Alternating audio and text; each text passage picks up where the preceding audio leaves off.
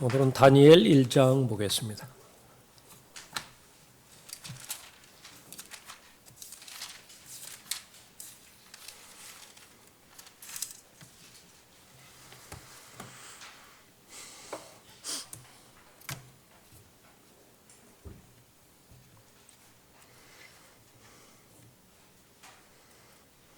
다니엘 1장 8절 보겠습니다.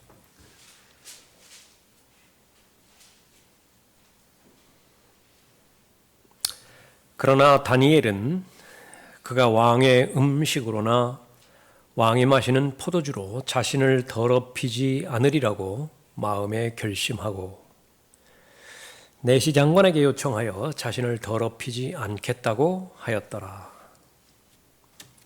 여러분이 잘 알고 계시는 말씀이죠. 결심하였더라. 믿음과 같은 말이기도 합니다. 무엇을 결심하였는가? 잘못된 결정을 하지 않기로 결심하는 것입니다. 그래서 잘못된 결정하지 않기로 결심하기. 성경에 나오는 다니엘, 성경에 나오는 엘리야, 또 모세 역시 마찬가지고요. 다윗, 모든 성경적인 인물은 바로 나 자신과 직접적으로 연관되어지고 관련된 인물이라고 하는 것이 성경의 가르침이죠. 엘리야, 그 성정에 대해서 야고보는 우리와 똑같은 성정의 사람이라고 말하고 있습니다. 과대평가할 필요도 없고요. 과소평가할 필요도 없는 것입니다. 야곱을 통해서 나의 진면목을 볼 수 있는 것처럼 또 오늘 우리가 잠깐 살펴볼 이 다니엘 그 마음을 살펴봄으로 인해서 우리가 처한 환경과 또 마음의 방향, 그것을 볼 수 있는 것입니다. 성경에서 일어난 역사들, 그것은 바로 우리가 직면하고 있는 현실적인 경험과 또 현실적인 상황, 그것과 일치되는 것입니다. 그래서 우리가 어려울 때 제일 현명한 것은 십자가를 바라보는 것입니다. 십자가에도 어려움이 많죠. 그러니까 나의 처한 어려움과 비교해서 살펴보는 것입니다. 역시 마찬가지로 내가 지금 안팎으로 겹겹이 쌓여있는 어려움, 특히 오늘 본문 말씀을 통해서 살펴보는 것은 환경적인 어려움뿐만 아니라 영적인 어려움은 더 비교의 대상이 안 되겠죠. 그럴 때에 과연 역사 가운데 실제로 일어났던 다니엘이 처했던 환경 가운데 놓여있던 환경, 그 환경만큼이나 내가 어려운 환경인가? 또 이집트에서 400년간 노예 생활하다가 홍해를 건너기 바로 직전, 모세의 인도하에서 홍해 직전까지 왔는데 앞을 보나 뒤를 보나 예상되는 것은 죽음밖에 없어요.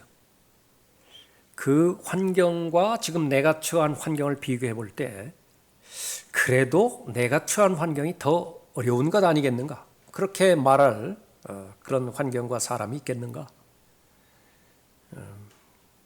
광야 40년 동안 하나님의 인도를 받아서 아침에 일어나는 시작부터 저녁에 잠들기까지 어느 것 하나 기적적인 방법이 없는 것이 없죠. 그렇게 40년간 생활해 왔는데 광야 자체는 사람이 살만한 곳이 못 되죠. 사람이 살만한 곳이 못 되는데 하나님의 도움 없이 살아갈 자신 있는 사람이 있는가? 그런 것들을 가르쳐주기 위해서 구약의 역사가 기록되어 있고 성령 하나님께서 우리 안에 내주하고 계시는 것입니다. 자, 하나님께서는 하나님의 뜻을 보여주시고 하나님의 뜻에 결정하기를 바라죠.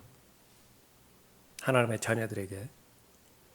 그래서 하나님의 선하신 뜻이 있습니다. 하나님의 기뻐하시는 뜻이 있죠. 하나님의 온전하신 뜻이 있습니다. 다양한 하나님의 뜻이 있는데 그것을 발견하기를 바라요. 다니엘은 지금 최악의 상황입니다. 지금까지 10대 소년인데요. 이런 경험을 한 적이 없어요.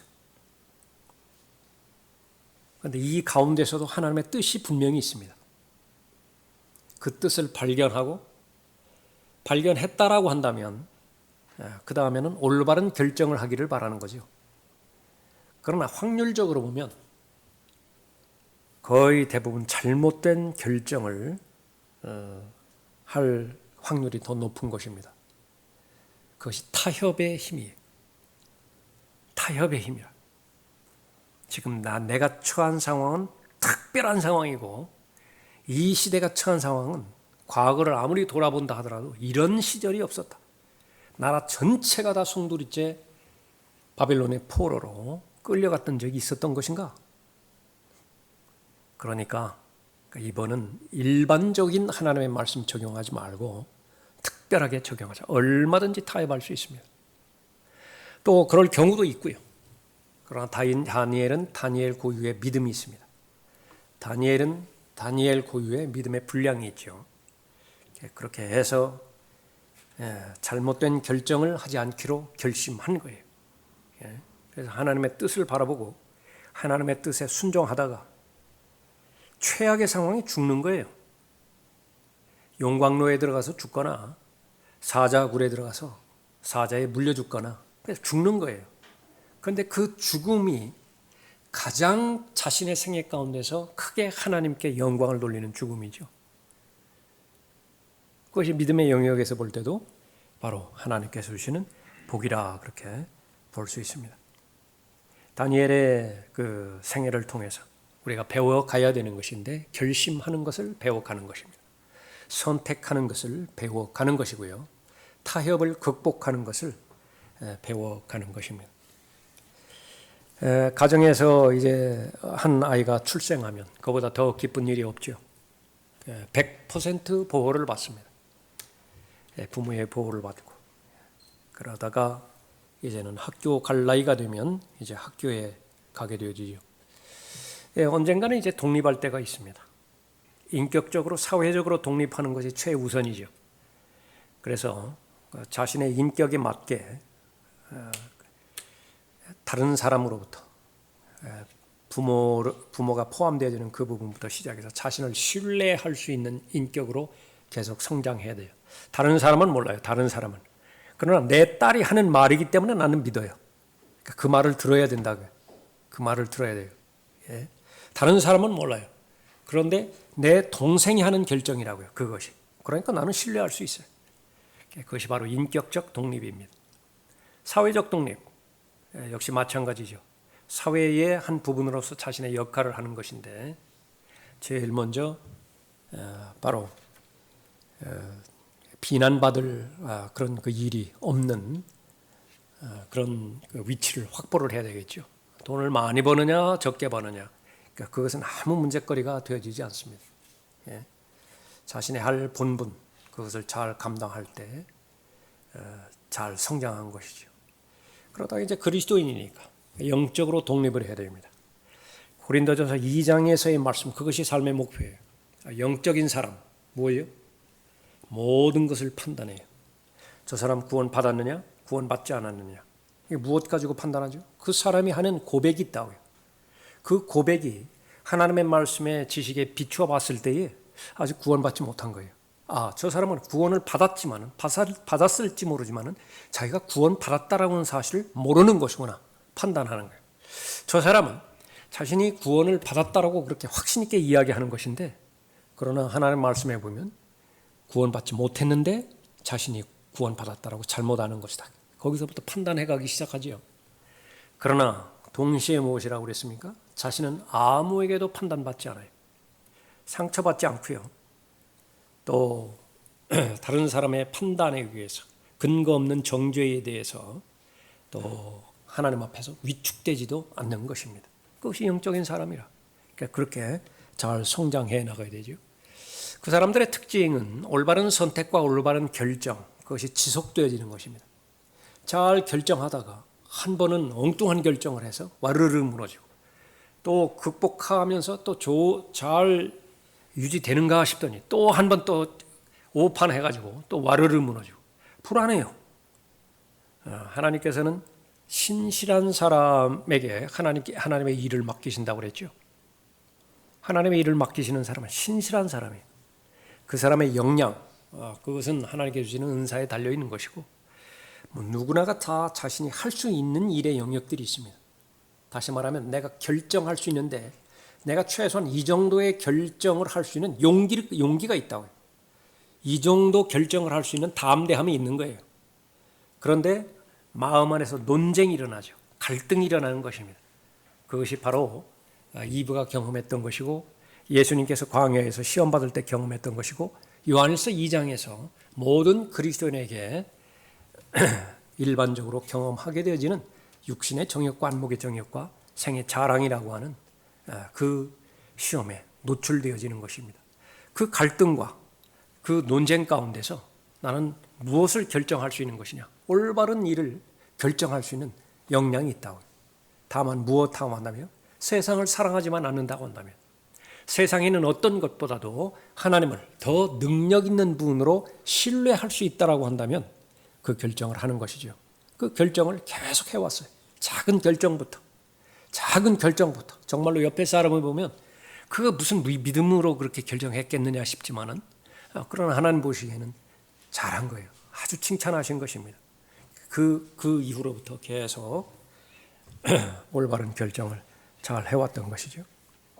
세상에 있지만 세상에 속하지 않는 사람을 그리스도인이라 그랬습니다. 세상에 있다, 또 세상에 속한다라고 하는 그런 부분은 세상을 움직이는 경영 원리가 있죠. 세상이라고 하는 하드웨어를 움직이는 소프트웨어가 있는데, 그것은 바로 교육과 철학과 문화, 또 모든 사람들이 추구하는 자아실현의 제일 밑바닥은 탐심이죠. 자신의 욕구를 채워보고자 하는 그런 방식으로 살아가는 것인데, 그리스도인은 그런 방식으로 살아가지 않는 것입니다. 하나님의 사람으로 부르심을 받았죠. 자신이 누구냐? 그것은 모든 관계를 다 단절시켜 놓고요. 하나님만, 유일하게 하나님만 의식하고 하나님께서 나를 바라보실 때에 무엇이라고 말씀하시느냐?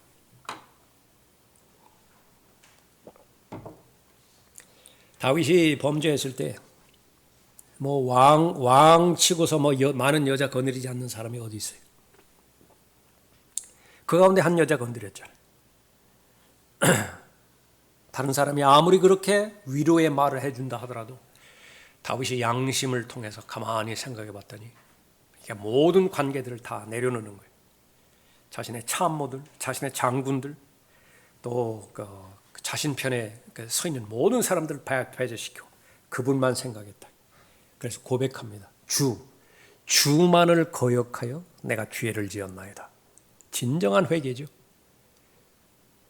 그래서 다윗은 변화받을 수 있었던 것입니다. 반면에 사울은 온통 사람들과의 관계를 생각하느라고, 심지어 사무엘에게 대해서 말할 때도 그렇게 얘기했었죠. 내가 죄를 짓기는 지었습니다. 그러나 백성들이 보는 앞에서 나를 정죄로 표현하지는 말아주십시오. 하나님보다 사람이 더 위에 있었던 사람이죠. 그러면 변화의 계기가 없어요. 기회가 없는 것입니다. 그래, 마찬가지로 하나님 한 분만 생각하고 그분이 나를 무엇이라고, 어떤 상태라고 판별해 주시는 것이냐. 잘하였다, 착하고 신실한 종아, 그보다 자유로운 사람이 없어요.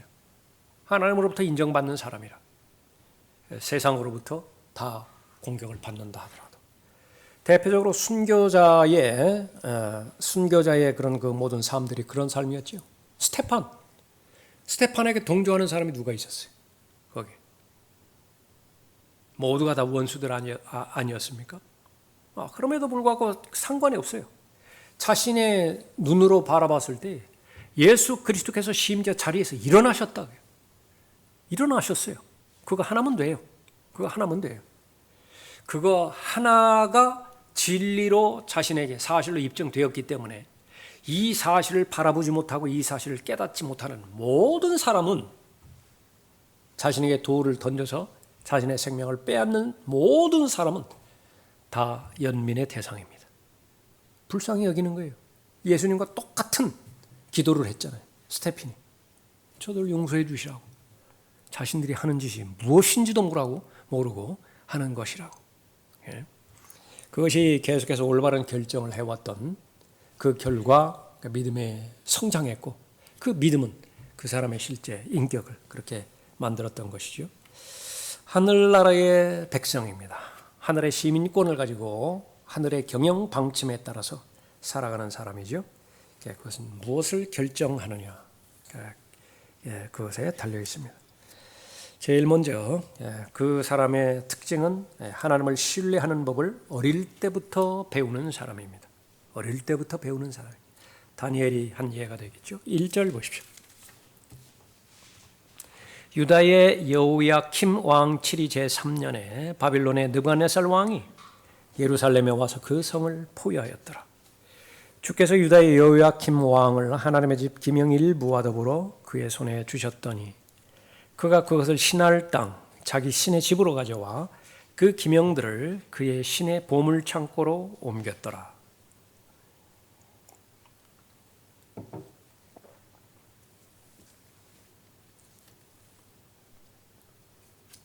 계속 같은 곳에서 생활하리라는 보장이 없습니다.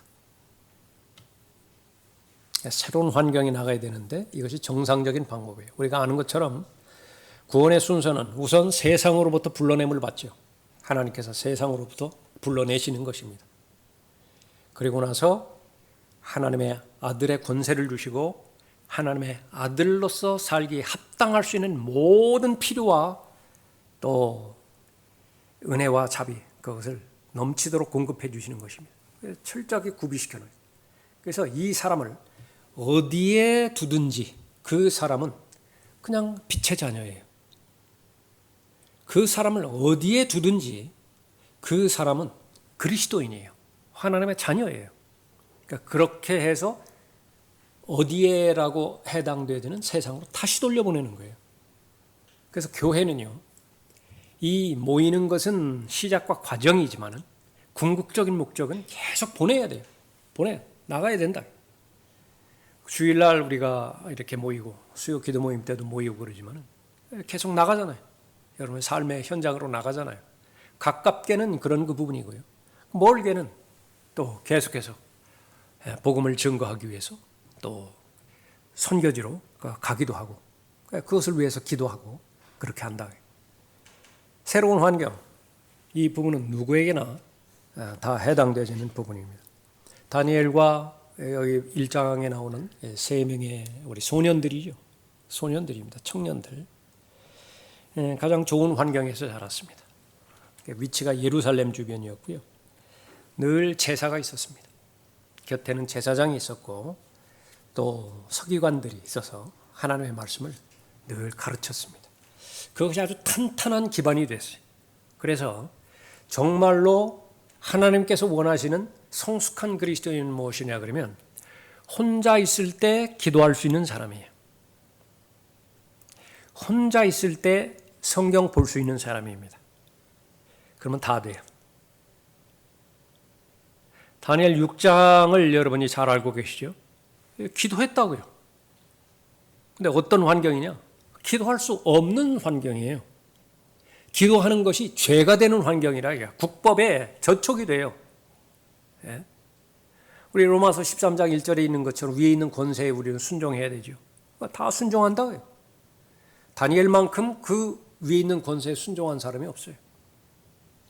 그러나 그것이 직접적으로 그 위에 있는 권세를 주신 최상위에 있는 권세, 그분의 말씀과 상충되어지는 요구를 한다. 그러면 안 들어요. 다음 대학에 숨어서 기도하지도 않고 다음 대학에 공개적으로 예루살렘을 향해서 창을 열어놓고 기도했다. 기도의 사람이. 그러니까 무엇을 하든지 그 사람은 하나님께서 보장해 주신다. 삶을 보장해 주신다라고 하는 말이요. 그 사람의 건강을 책임져 주신다. 재산을 늘려주신다. 사회적인 명예를 높여주신다. 그 말만은 아니에요. 예. 하나님께서는 어떤 상황과 여건에 있든지 그 사람이 하는 결정, 그것을 돕는 거예요. 그 사람이 하는 선택, 그것을 돕는 거예요. 그래서 무엇을 결정하든지 무엇을 선택하든지 하나님의 기쁨의 대상이 되어지는 것입니다. 9장에 보십시오. 다니엘 9장에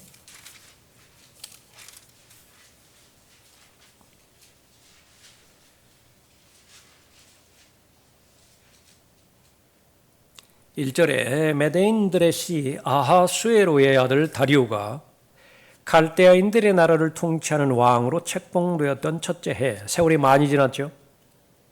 아주 노인 중에서도 아주 나이 많은 그런 노인이 된 것입니다. 곧 그의 7이 첫째 해에 나 다니엘은 주의 말씀이 선지자 에레미야에게 임하여 알려주신 연수를 책들로 깨달았나니 즉 주가 예루살렘의 황폐함을 70년 만에 완료하시리라는 것이라. 죽을 때까지 책의 사람이었습니다. 죽을 때까지 성경을 놓지 않았어요. 그때의 성경, 여기서 나오는 것처럼 에레미야 선지자 그런 것이었어요. 지금 포로로 끌려올 때 모세오경 변변치 않은 것, 그런 것이나 있었겠어요? 야, 그동안에 내가 이렇게 알았던 거, 습득했던 거, 암송했던 거, 또 동료들끼리 서로 그 말씀을 교제를 나누고, 그래서 역사적으로는 이 회당, 그것이 바빌론의 포로로 끌려갔을 때에 거기는 성전이 없으니까 그냥 회당에서 모인 거예요. 예. 그래서 그 부분으로서 좋은 의미에서 많은 저작들이 있겠죠. 그래서 그런 의미에서도 바빌론 탈무드라가 그런 관점에서 시작이 된 것입니다. 어떻게 하면 믿음을 좀 세워볼까? 그것이 나중에 변질되어서 그렇게 된 것이죠.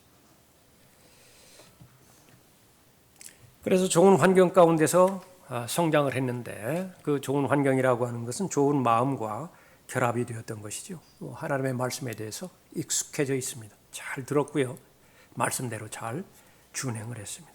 그러나 상황이 바뀌어서 이제는 노예가 되었습니다. 바빌론의 포로로 끌려갔고 거기에서 부닥치는 환경, 요셉이 처했던 환경보다 더 심했습니다. 요셉이 10대 소년에서 이집트의 노예로 팔려갔었죠. 그러나 다 동일한 그 적용을 하는 것은 요셉이 팔려갔던 이집트도 세상을 강력하게 예표했던 제국이었고요. 지금 다니엘이 포로로 끌려갔던 이 바빌론도 세상을 가장 직접적으로 강력하게 예표한 세상에 대한 예표입니다. 바로 우리가 살아가고 있는 이 세상이 악한 세상이라고요. 다를 바 없어요. 요셉이 처했던 환경이나 또 다니엘이 처했던 환경이나 우리가 처했던 환경이나 다를 바가 없다고요. 다를 바가 없다는 것은 뭐냐? 요셉의 믿음, 우리 소유할 수 있다고 말해요. 다니엘이 가지고 있는 믿음, 그거는 분리시켜서 장벽을 쳐놓고 그건 건너편 옛날 얘기, 나하고는 거의 관계가 없는 얘기, 그렇게 분리시켜 놓을 수 있는 성질의 것이 아니라 나도 동일하게 다니엘이 믿었던 믿음을 가질 수 있었다, 그렇게 보는 것입니다. 영적인 영향력, 좋은 영향력에서 이제 혼자 서야 될 때가 있습니다. 우리 형제들 같으면 이제 군에 가는 경우가 제일 현실적인 부분이에요. 그 다음에는 이제 위치적으로는 그렇지 않으면 결혼이 두 번째입니다. 결혼할 때에도 그러니까 역시 이제 홀로 서야 되는 거예요.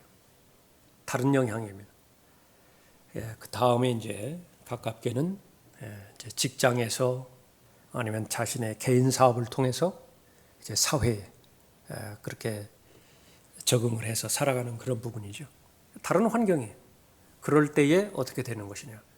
그래서 그리스도인은 자신의 믿음이 입증되어지는 때, 환경이 변화가 된 때예요. 그 전에 내가 하나님을 만나고 하나님을 배울 수 있는 환경이 됨에도 불구하고 거기에 게을리했다. 그럼 할 얘기가 없어요. 그건 시작부터 논의의 대상이 되지 않는 거예요. 여건이 되는데도 거기에 대해서 순응하지 못한다. 대환란 때에 구원받기 위해서는 자신의 생명을 내어놓아야 돼요. 가능할까요? 저는 불가능하리라고 봐요. 왜 그렇죠?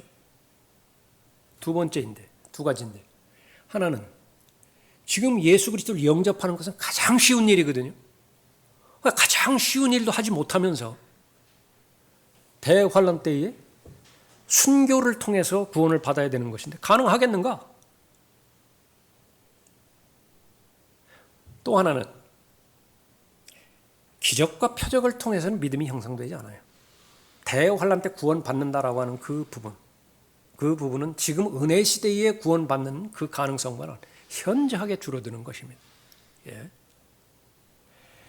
자, 그런데 그렇게 이제 좋은 환경 가운데서 영적인 양육을 그렇게 잘 받죠. 그럼 언제까지나 이런 상황으로 계속 되어지는 것이 아닙니다.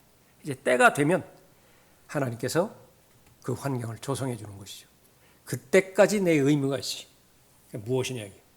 그 과정을 좋은 성적으로 수료해야 됩니다. 그 과정을 모든 자격을 갖춰서 합법적으로 졸업을 해야 돼요. 그래야 하나님께서 넣어주신다. 그 순서는 세상적인 그 학문 체계하고 다르지요.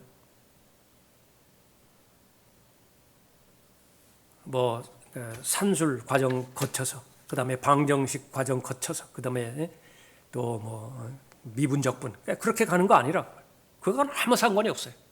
믿음의 분량이라고 하는 것이 있는데, 그 믿음의 분량에 맞게 믿음으로 계속해서 행했는가, 그 연습을 계속해서 반복하였는가, 그 연습을 계속해서 그 온전한 과정을 수료를 해야 되죠. 다니엘은 훌륭한 학생이었어요. 그런 면에서. 그래서 늘 하나님의 말씀을 배울 수 있는 여건, 배워야 되는 여건이면 내가 듣고 경청하고, 또 다니엘의 그 믿음을 유지하고 보수시키는 데서 절대적으로 도움을 주었던 것은 동료들입니다. 3명의 동료들이 있었죠. 교제예요. 그리스도는 교제라고요. 교제. 가장 적합한 것은 불길이죠. 열정입니다. 열정이 없는 그리스도는 죽은 그리스도인이에요. 장작불을 놓고서 불이 활활 타는데 어느 계기가 돼서 그 불붙은 나무 조각을 분리시켜 놨다고요. 어느 기간 동안은 타요. 그러나 꺼져가는 것만 남아 있습니다. 꺼져가는 것만 남아 있다. 불이 더 붙지는 않아요. 항상 하나님의 말씀과 또 좋은 영향력에서 계속 붙어 있어야 되는 것이요. 그 다음에 이제 새로운 문화 가운데서 그 노출이 되어지기 시작합니다. 3절 보십시오. 1장 3절에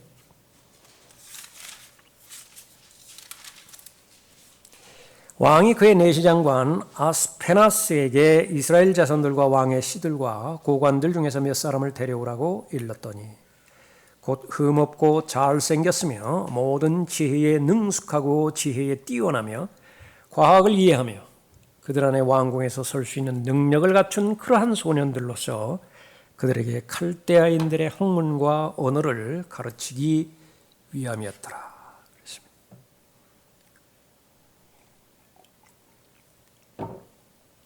세상에서 요구하는 것, 그 엘리트를 원합니다. 세상을 위해서 헌신할 수 있는 사람. 그러니까 제일 먼저 이 새로운 언어와 새로이 생각하는 방법, 가치관이죠. 철학입니다. 교육관, 세상관. 최고의 지혜가 바빌론 지혜인데 바빌론 지혜를 배우고 있어요. 세상 지혜를 배우고 있는 것입니다. 세상도 역시 마찬가지입니다. 가장 탁월한 인재들을 뽑아서 최상으로 교육시켜서 훈련시켜서 세상을 이바지하는데 권하기를 바라요. 그 명예를 마음껏 줍니다. 그래서 사람들의 목표가 되게 만들어요. 그런데 비참한 것은 하나님을 믿는다라고 하는 사람들이 이 부분에서 성별하지 못함으로 해서, 분리하지 못함으로 해서 최상으로 키우는 거예요. 최상으로 투자하고 그러다가 세상을 위해서 제목으로 내주는 것입니다. 하나님의 영광을 위해서는 아무것도 하지 못하게 만들어요. 하나님께서 불러주신 그 목적, 그것은 처음에는 이루어졌는지 모르지만, 다시 말하면 구원은 받았는지 모르지만 그 이후에는 어떤 것도 하나님의 영광을 위해서 쓰임받지 못하게 만드는 것입니다. 무엇 때문에 그렇죠? 결정하는 법을 배우지 못했어요. 선택하는 법을 배우지를 못했습니다. 그래서 이 세상과 자기 자신과 관련된 부분에 있어서는 아주 막 이를 앙다물고 그렇게 결심을 하고 큰 포부를 품고 그 긴 세월을 인내를 하고 그렇게 함에도 불구하고 하나님에 관련되어서 어떤 결정의 여건, 선택의 여건이 나올 때는 겁을 집어먹는 거예요. 두려워하는 거예요. 마치 온 세상을 다 잃어버리는 것처럼. 그 결과는 뻔하잖아요. 마귀가 던져주는 것. 그거는 죽이고 도둑질하고 멸망시키는 것밖에는 없어요.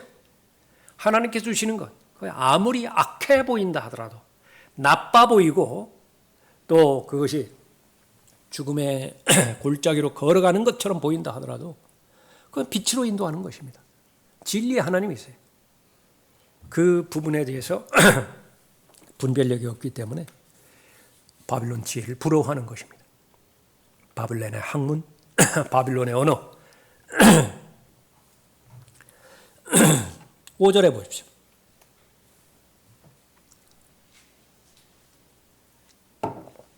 또 왕이 그들에게 왕의 음식과 왕이 마시는 포도주를 매일 일정량 지정하였으니 3년간 그들을 길러 마지막에 그들로 왕 앞에 서게 하려 함이었더라. 음식도 나오죠.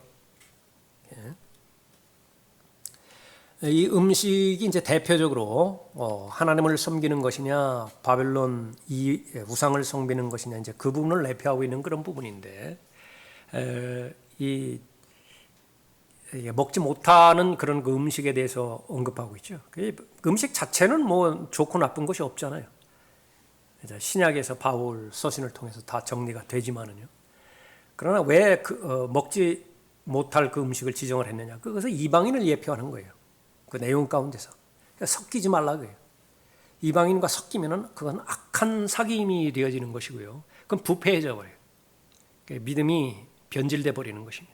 있는 믿음마저도. 그런데 이 부분에 대해서 분명히 자신의 믿음의 기준으로 볼 때 그것은 잘못된 것이에요. 부정한 것입니다. 예.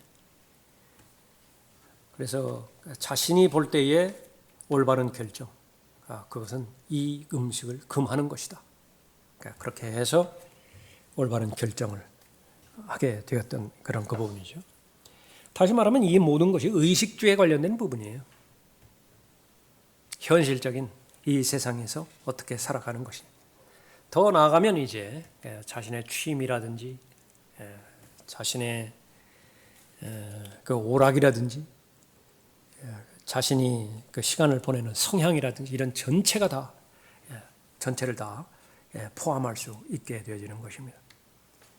하나님의 아들로서 하나님의 자녀로서 합당한 삶을 살아가는 데 있어서 나는 세상 눈치 보고 옆 사람 주위 인치 보고 내가 말씀과 기도를 통해서 교제하는 하나님을 의식하는 내 마음 가운데서 볼 때 하나님께서 기뻐하시는 것이냐? 눈치 볼 필요 없어요. 그대로 하세요. 그러나 내 양심 가운데서 저촉이 되어진다. 굳이 그거 할 필요 없어요. 합법적이라 하더라도 그게 뭐 죄를 짓는 것은 아니에요. 그러나 다 유익이 되지는 않아요. 그러나 우리의 믿음의 기준은 유익이 되는 것을 해야 되어지는 것이죠. 6절에 보십시오. 그때 그러한 자들 가운데 유다 자손 다니엘과 하나냐와 미사엘과 아사랴가 있었더라. 내시 장관이 그들에게 이름을 주었으니 그가 다니엘에게는 벨트사살이라는 이름을, 하나냐에게는 사드락이라는 이름을, 미사엘에게는 메삭이라는 이름을, 그리고 아사랴에게는 아벳느고라는 이름을 주었더라. 최종적으로 완전히 바꿔버리는 것이죠. 우리로 말하면 창씨 계명이에요. 정신 자체, 혼 자체를 이제 바꿔버리는 것이죠. 이건 무서운 일입니다. 자신의 정체성을 바꾸는 거, 언어 바꾸면 되고요. 그 다음에 이름을 바꾸면 돼요. 다니엘은 이 벨트사살이라고 하는 이름을 공식적으로는 계속 사용합니다. 자신의 이름이 공식적으로는 벨트사살이에요. 그러나 다니엘이라고 하는 이름을 잊어본 적이 없다고요. 바벨론 언어에 익숙해져 있지만은요, 자신은 히브리 언어를 잊어본 적이 없다고요. 하나님 앞에 기도했을 때 뭐 그 바벨론 언어로 그렇게 기도했겠어요? 네? 그 다음에 수많은 책들을 그렇게 보고 또 수많은 그런 그 자료들, 문서들을 작성했을 거 아니겠어요? 네. 그렇지만은 하나님의 말씀보다 더 귀히 여기지는 않았던 것입니다. 네. 자신의 정체성을 잃었던 것입니다. 다니엘, 하나냐, 미사엘, 아사랴 모두 하나님과 관련된 이름이고요. 벨트사살, 사드락, 메삭, 아벳노고 모두가 다 바벨론 종교, 특히 벨과 관계된 그런 이름들이었습니다. 이런 그 부분 가운데서 계속해서 지켜나갈 수 있었던 것, 올바른 결정, 결심, 그렇게 할 수 있었던 것은 하나님을 신뢰하는 법을 배웠는데, 그건 하루아침에 한두 번 집회에 참석하는 것, 한두 권의 책을 읽는 것, 그것으로 이루어지는 것이 아니라 계속 반복되어지는 day by day. 표시가 나지는 않아요. 예. 지난주 설교 그 제목 기억나십니까? 저도 기억 안 날 때가 있어요. 그러나 무시하지 말아야 되는 것은요, 우리는 몰라요. 우리는 그거 모른다고요. 가장 가깝게는 우리는 뭐 지금 그렇게 콩나물 기르는 데가 있는지 모르지만 콩나물 시루하고 똑같아요. 매일 물을 주는 거예요. 매일 물을 주면 어제와 오늘 그 차이가 나지 않는 것 같다. 우리의 의식 가운데서요, 참 신기한 것은 무의식의 세계가 있습니다. 무의식의 세계. 예. 그것이 어떻게 설명이 되어지고 어떻게 확인이 되어지는 것인지는 몰라요. 사람들 모른다. 예. 그러나 분명하게 하나님께서 말씀하시기를 하나님의 말씀이 하나님의 입에서 나갔다. 그러면 헛되이 돌아오는 경우는 없어요. 다만 그 현상 가운데서 기억나지를 않는다. 그러면 그 기억을 잊어버린다라고 하는 사실이거든요. forget, 잊어버린다. 그러나 그것을 분실되는 것은 아니에요. 하나님의 말씀을 내가 도둑 맞았다, 분실되었다, 그 말은 결코 아니라 그 말이에요. 예?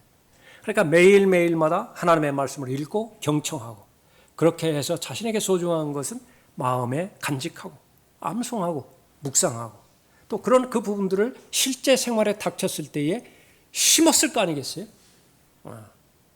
심었을 거라고. 그랬더니 그 결과가 나오는데, 그 결과는 자기에게만 해당되지는 경험과 체험이에요. 그러니까 믿음은 경험과 체험으로만 이루어집니다. 말씀을 듣고 그 말씀을 현실 가운데서 심었다 그거예요. 내가 믿었을 뿐만 아니라 그 하나님의 말씀을 실행을 했다. 그런데 실행하는 그 순간에 재정적인 손해 예상되는 거예요. 또래 집단으로부터의 압력, 이거 예상돼요. 만약에 이 결정을 하면 내가 왕따 당할 것 같다고요. 또 실제로 그렇게 될 가능성도 많고, 그럼에도 불구하고 하나님의 말씀이기 때문에, 하나님의 원리이기 때문에 심은 거예요. 결심한 거예요. 선택한 거예요. 그 결과 예상대로 재정적 손해 왔어요. 예상대로 친구들 다 떨어져 나가 버렸어요. 그리고 이상한 눈으로 쳐다보기도 해요. 그러나 내가 부인할 수 없는 건 내 마음의 상태입니다.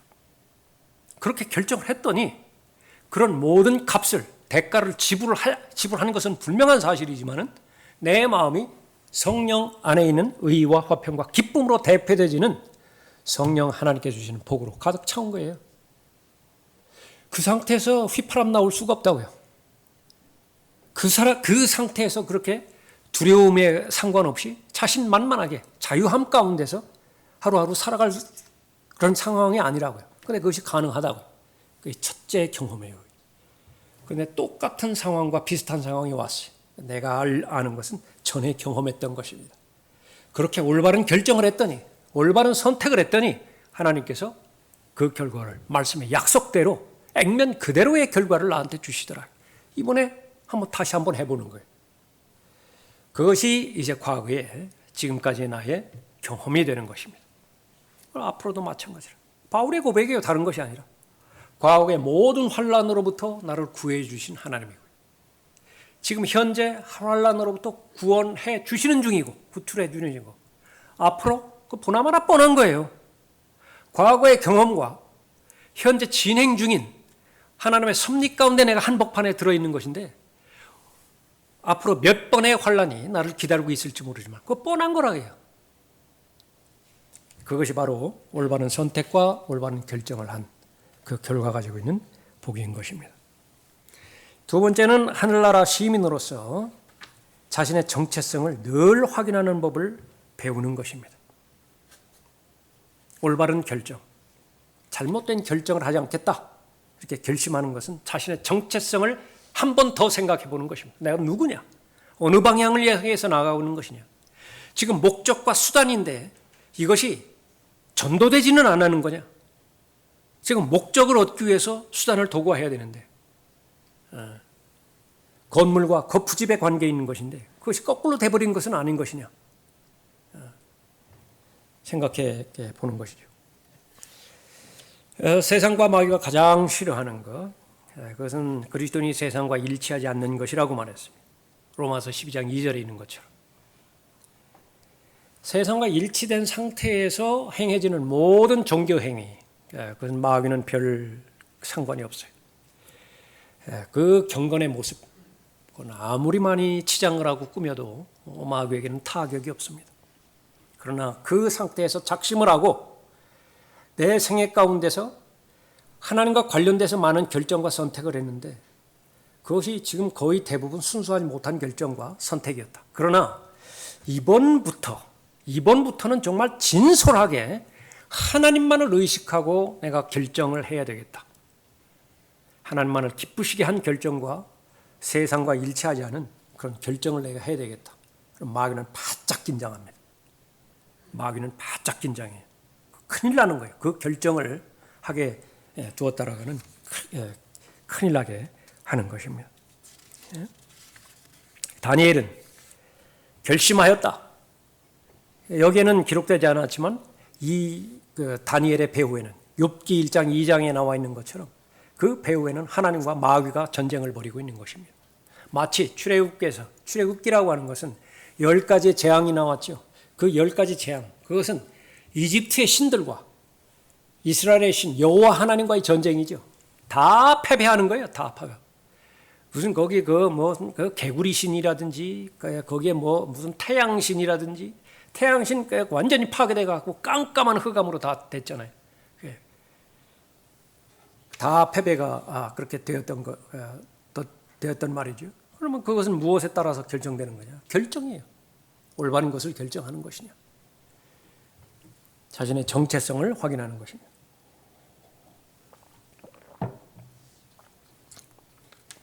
특히 우리 청년 그리스도인들, 이제 세상을 그 현실 한복판에 그렇게 살게 되어지는 것인데 하나씩 접하면서 자신의 정체성 문제가 닥칠 때마다 자신의 정체성을 앞세워야 돼요. 나는 누구예요? 그리스도예요. 나는 누구예요? 그리스도예요. 내가 아니에요. 내가 아니에요. 그러니까 그리스도의 성품과 그리스도의 거룩함과 그리스도의 능력, 그것으로 이루어진 것이 내 새 성품인데 새 성품으로 살아가는 것이 바로 나 자신입니다. 그것을 대면하게 해요. 늘 대면하게 해요. 도망다니면 안 돼요. 피하면 안 되는 것입니다. 예? 당장 마귀는 울부짖는 사자로 다가올 거예요. 엄청난 협박으로 다가올 것입니다. 결코 쉽지 않아요. 지금 이 바빌론 왕을 대리를 해서 그 장관 앞에서 이 음식에 대해서 이상한 제안을 했다. 이것은 우리가 알고 있었기 때문에 쉽게 읽을는지 모르지만 현실 가운데서는 이것은 자신의 목숨 내놔야 돼요. 예. 그러나 그러니까 자신의 목숨을 내놓을 만한 가치가 있었기 때문에 올바른 결정을 잘 했던 것입니다. 세상은 계속해서 바뀌는 것 같고 새로워지는 것 같습니다. 그 세상의 사고방식에 적응하라고 하는 도전을 계속 받습니다. 세상적 관점에서의 물질관, 세상적 관점에서의 인생관, 출세하는 것이죠. 그것이 바로 하나님의 관점에서 상충되어지는 것이라고 한다면 그것은 두말할 것도 없습니다. 그것은 진리편에 서 있을 수 있어야 돼요. 주가 이같이 말하노니 너희는 길에 서서 보고 옛길 그 선한 길이 어디 있는지 물어 그곳으로 걸어가라. 그리스도인의 특권 가운데 하나는 세대 차이 없죠. 아버지와 아들 세대 차이 있습니까? 없어요. 정상적인 그리스도인이라고 한다면 없어요. 할아버지와 손자 세대 차이 있습니까? 없어요. 삶의 다른 부분에 있어서는 차이점이 있을지만은 진리에 관한 한, 선한 길에 관한 한 성경의 한결같은 권면은 옛길 그 물어보라. 그래서 그 옛길을 계속해서 따라가라. 그것만이 살 길이에요. 좁아요. 진리의 길이라는 것은 좁습니다. 넓잖아요. 광대하지 않아요. 그러나 그 길을 갔을 때에 하나님께서는 복을 주시는 것이죠. 진정한 안식과 진정한 쉼이 있는 것입니다. 그 선한 길이 어디 있는지 물어 그곳으로 걸어가라. 그리하면 너희가 너희 혼들을 위하여 쉼을 얻으리라. 하나님의 말씀인데 사람의 답변은 뭐예요? 그들이 말하기를 우리는 그것으로 걸어가지 아니하리라. 새로운 것 추구하는 거예요. 그것이 세상의 압박이기도 한 것입니다. 바벨론 왕의 목표, 그것은 다니엘의 정체성을 바꾸는 것입니다. 사고방식을 바꾸는 것이고요. 삶의 패턴을 바꾸는 것입니다. 그를 위해서 필요한 모든 것들은 다 지원합니다. 거주지 필요해요? 가장 좋은 거주지를 줍니다. 최상의 혜택을 주는 것입니다. 음식이 필요해요? 기름진 음식으로 넘쳐나도록 주는 것입니다. 이름, 가장 멋있는 이름으로 주고, 교육이 필요해요? 또 문화가 필요해요? 또 철학이 필요합니까? 극히 소수의 제한된 인원만이 들어갈 수 있는 왕국 국립대학이라고 해요. 그렇잖아요. 여기 3년간 아무나 못 들어간다고요. 여기에 특별 장학생으로 다 들여줘서 한다고요. 졸업하기만 하면 돼요. 졸업하기만 하면 이제 출세길은 열려있다. 세상은 그렇게 다니엘을 소유하려고 하는 것입니다.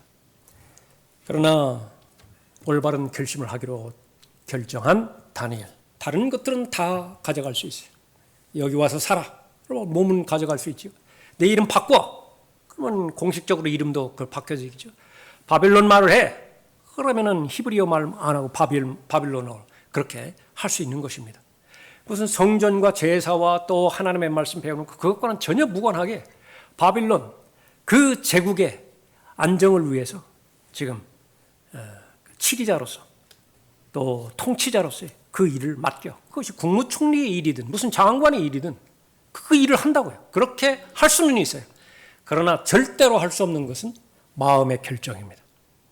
마음의 올바른 결정. 하나님을 부인하고 바벨론의 신 벨을 숭배하라. 그러니까 그건 불가능해요. 그거는.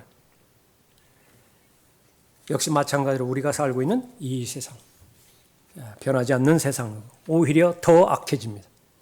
이것이 눈에 드러나게 정면으로 이 지금 드러나는 결과와 드러나는 현상은 하나님의 말씀을 공격하고 부인하는 것이다. 그럼 쉬워요. 몸은 고달플지 모르지만은 그러나 쉽다고요. 결정권은 쉽다고요. 어려울 때가 언제 어려울 거냐? 안개가 두꺼운 안개가 끼었을 때예요. 앞이 보여지질 않아요. 적이 아군의 복장을 하고 공격할 때입니다. 누가 적이고 누가 아군인지 알지 못할 때. 그 방어쇠를 어떻게 당겨요? 그거. 마찬가지로 이 시대가 다른 시대보다, 다니엘 때보다 더 악한 때이고 더 영적으로 어려운 때라고 말씀하시는 이유가 바로 거기에 있는 것이죠. 자, 우리는 이제 분명하게 말합니다. 아무리 살기 어렵다, 힘들다, 그렇다 한다 하더라도 우리의 기준은 이제 뭐 경제가 제일 좋았던 때가 무슨 뭐 전두환 시대 때입니까? 그 세 가지 요건들이 다 좋으니까 뭐 호황에 그렇게 했다. 정치력과는 상관없이 그때에 비교해서 계속해서 지금은 살만하지 못하다고 그렇게 하기도 하고, 또 몇십 년 전에 전 세대가 아버지 세대보다 더 못 사는 유일한 세대가 지금 이 세대다 그렇게 말하고 있는데 거기에 귀를 열어주면 안 돼요. 그건 바보들이나 거기에 귀 열어주는 것입니다. 우리의 진짜 그 실제의 삶은 하나님의 말씀 가운데 들어있는 부분이고요. 처음에 우리가 살펴봤던 것처럼 다니엘의 처한 때보다 더 어려운 환경에 있는 환경은 없어요. 그때의 하나님이나 지금의 하나님이나 똑같아요. 그때의 진리나 지금의 진리나 똑같아요. 그때의 사람이나 지금의 사람이나 똑같은 성경의 사람이라고 성경은 말씀하시고서 결정할 수 있다. 선택할 수 있다. 그런데 왜? 올바른 결정과 올바른 선택을 하지 못하고 겁을 집어먹고 그렇게 자신감 없이 주눅들어서 살아가는 것이냐. 바라보지 않았기 때문에 그래요. 가깝게는 십자가 바라보는데 실패했고요. 믿음의 창시자 완성자이신 예수를 바라보자. 고백은 했는지 모르지만은 그러나 진실된 마음으로 바라지 못했다. 성경의 기준은 먹을 것과 입을 것 있으면 만족할 줄 알라고 말씀하고 있는 것인데 실제로 우리의 역사만 본다 하더라도 먹을 것이 없어서 제세대만 해도 그래요. 세경이라고 그래요. 세경. 농사 짓는데 이렇게 일해주고서 1년에 지나가면 추수하고 난 다음에 몇 가마니 이렇게 세경으로 준다고요. 실제로 그런 사람이요.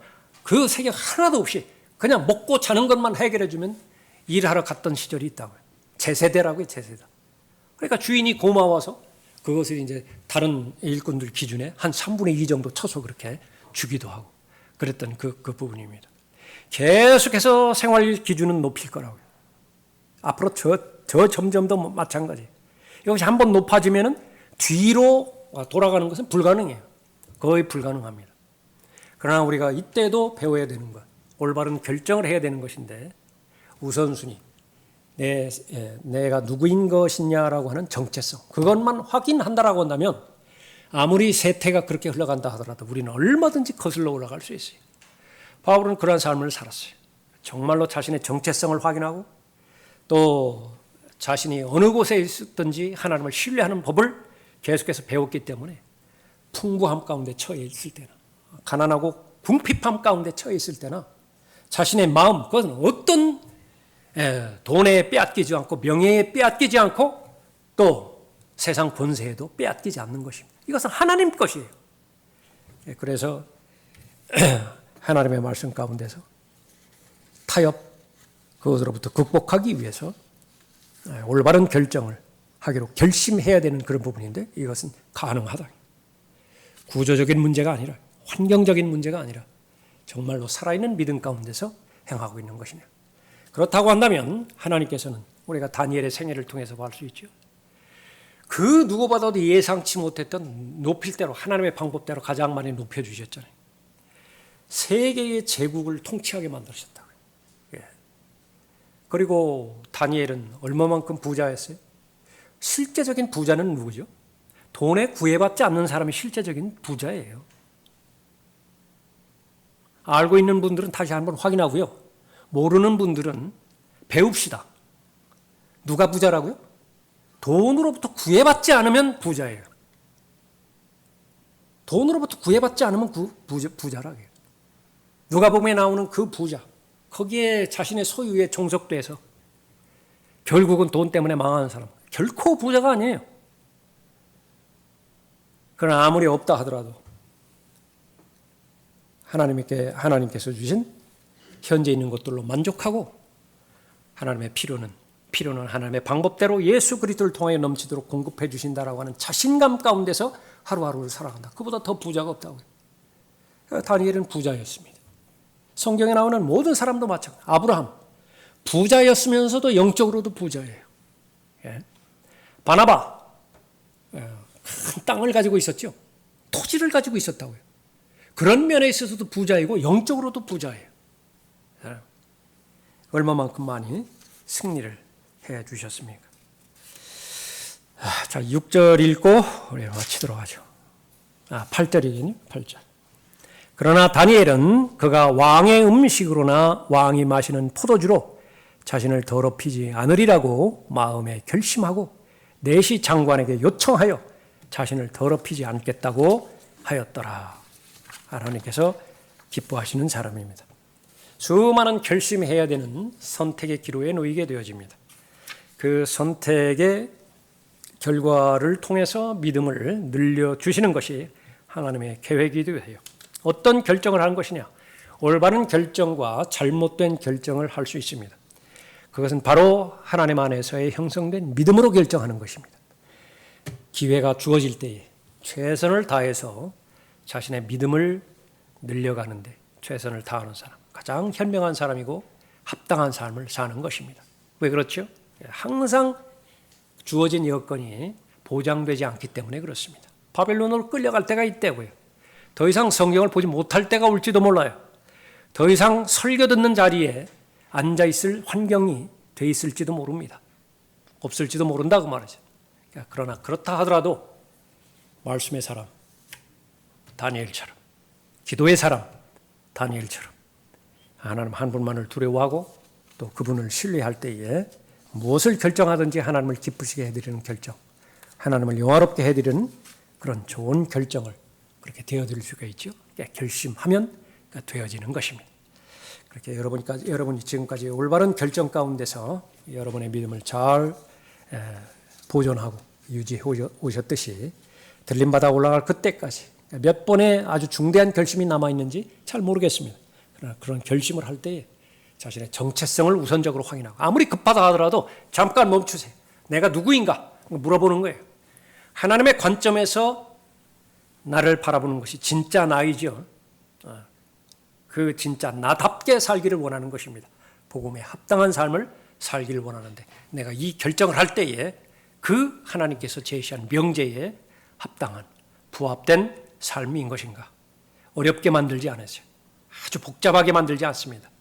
단순하게 만들 것이고 또 결정하기 쉽게 만들 것입니다. 다만 용기가 필요하겠죠. 그런데 그 용기는 하나님 앞에서 드려지는 용기이기 때문에 그 올바른 결정을 했을 때에 바로 모든 것을 다 잃어버린다 하더라도 그것은 올바른 결정이고 하나님을 기쁘시게 해드리고 하나님을 영화롭게 해드리는 결정이기 때문에 자신감을 얻을 수 있어야 되는 것입니다. 계속 더 자신감을 갖고 용기를 갖고 지금까지 추구해왔던 올바른 선택, 올바른 결정 계속해 나가시는 여러분이 되시기 바랍니다.